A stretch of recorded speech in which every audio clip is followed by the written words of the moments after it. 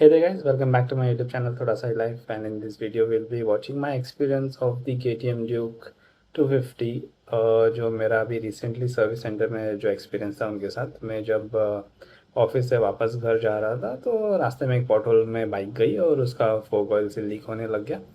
और जो उसका रिपेयर था वो कैसा एक्सपीरियंस था, उसका कॉस्ट क्या था, और 2026 में how much does it cost to change few components of your bike, the KTM, and how is the overall service experience.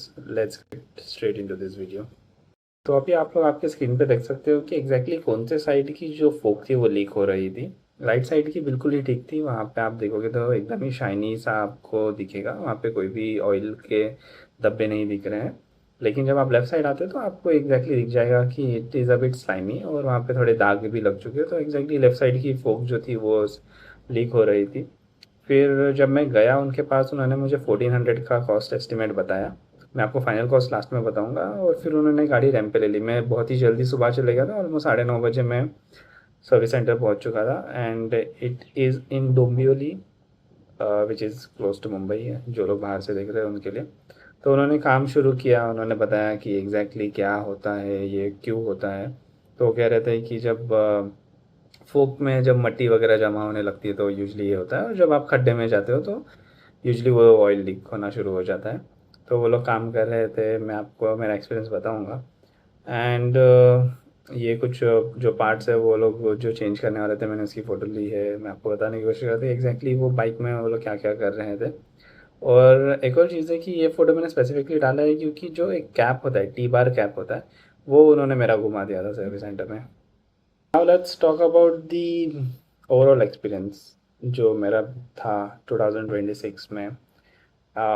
As KTM likes to call it products, a premium product, which it is to some extent, but आप उसका image जानते हो, आप लोग जानते हो कि लोग उसको किस लोगों से एसोसिएट करते हैं KTM को, मुझे ये बताने की ज़रूरत नहीं है।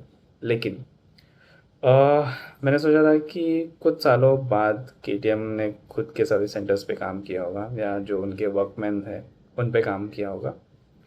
जो ऐसा लगता नहीं है, क्योंकि जब मैं वहाँ पे गया जो लोग वहाँ पे मुझे लग रहे थे वो बिल्कुल भी क्वालिफाइड नहीं लग रहे थे। मुझे लग भी नहीं रहा था उन्होंने कोई एक डिग्री ली होगी उस जॉब के लिए, या उन्होंने कोई डिप्लोमा किया है। their knowledge was very low regarding what they were doing. I think service centers are only and only for servicing. अगर आपको कोई भी रिपेयर काम कराना होगा, आप बाहर एक अच्छा मैकेनिक देखिए और वहाँ से करवा लीजिए। I am even not sure कि वो लोग केपेबल है कि वो एक बाइक अच्छे से सर्विस कर पाएँ। जैसे मैंने बताया कि जो मेरा टी बार पे जो कवर होता है वो उन्होंने घुमा दिया। जब मैंने उन्होंने बोला कि ये यहाँ पर था जब मैं आया था, तो उन्होंने कहा कि नहीं, इस पर तो काम ही नहीं हुआ है, ये हम हाथ क्यों लगाएंगे। And they totally ignored it. So it's a red flag. Plus जो वहाँ पे लोग थे वो, मतलब पता नहीं मुझे, वो बस लोगों का बिल बनाना चाहते थे। They were not really welcoming, they were like thinking अरे ये क्या है। आई मीन जब मैं उनके पास बाइक लेके गया तो ऑब्वियसली मैं थोड़ा प्रॉब्लम में था कि ओके इसे रिपेयर कर दीजिए जल्द से जल्द। But they were like taking their own sweet time. They वो लोग मुंह बना रहे थे कि अरे ये क्या हुआ, आ गया ऐसा क्या है। तो second they were like not welcoming, they were like वो लोग पता नहीं बस पूछना नहीं चाहते थे कि आप लोग क्या कर रहे हो क्या नहीं कर रहे हो। जब मैंने 2-3 क्वेश्चन पूछे तो उनको पसंद नहीं आ रहा था ये चीज़, ये बहुत ही एविडेंट था। तो I think if KTM like showcases itself as a premium product, please make the experience for the people who own it premium as well। मैं ये कहना चाहता हूँ। और लास्ट में मैं अभी आपको बिल दिखाऊंगा जो एग्जैक्टली था। आप अब आपके स्क्रीन पे मेरा जो टोटल बिल है वो देख सकते हो। मैंने चेन ल्यूब भी करवाया था और फोक ऑयल सील बनवाया था।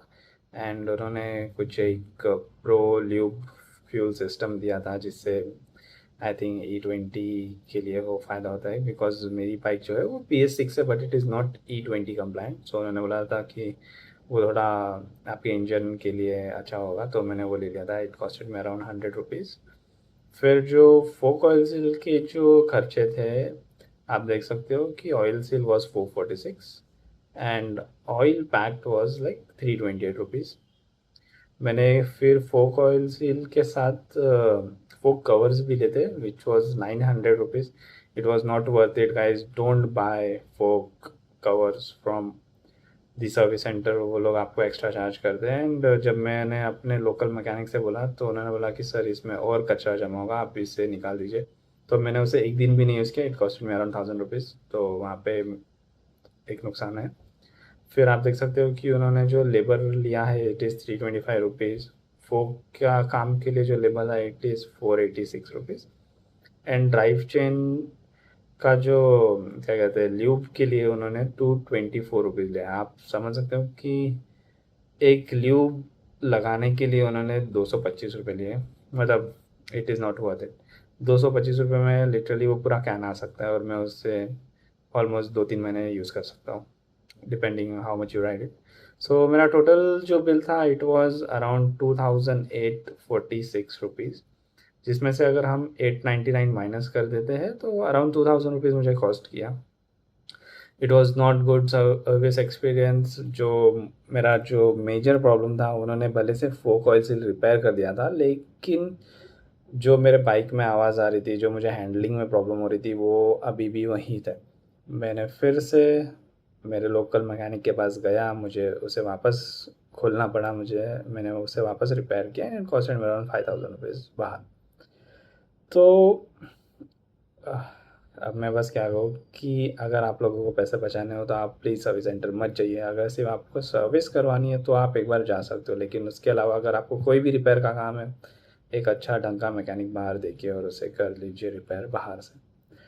मैं अपने लोकल मैकेनिक के पास नहीं जा पाया क्योंकि जब वो ये इंसिडेंट हुआ तो like my house was at an opposite direction and जो मेरा सर्विस सेंटर जिससे मैं यूजुअली बाहर करवाता हूँ वो इट वाज अपोजिट डायरेक्शन. तो मैं वो फोकल सील ख़राब हो गया था तो उस वजह से ब्रेक्स भी काम नहीं कर रहे थे. And I did not wanted to take the risk कि मैं टोटली 20-30 किलोमीटर पीछे जाऊँ और फिर मैं वापस घर पे आऊँ. अगर वो सुबह का टाइम होता तो मैं शायद चले भी जाता. It was around night eight around 10 जब ये इंसिडेंट हुआ, तो I did not wanted to take the risk.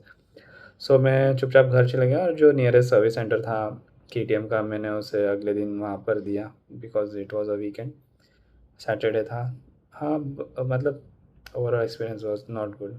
So thanks for watching. अगर आप लोगों के साथ भी अगर ऐसा कुछ सेम एक्सपीरियंस रहा है तो प्लीज़ कमेंट डाउन बिलो. आप हमारे जो व्यूअर्स हैं उन्हें बता सकते हो and you might be able to help them in some sort. मैं जहाँ पर मेरी बाइक सर्विस करता हूँ, आप अगर मुंबई में रहते हो it would be helpful. He is a really nice guy. He is a x के टी एम का मैकेनिक है जो जिसने उसकी खुद की गैरेज खोली है. मैं उसके लिंक आप लोगों को दे दूँगा. As again thanks for watching. This is your Sahil signing off. Thanks.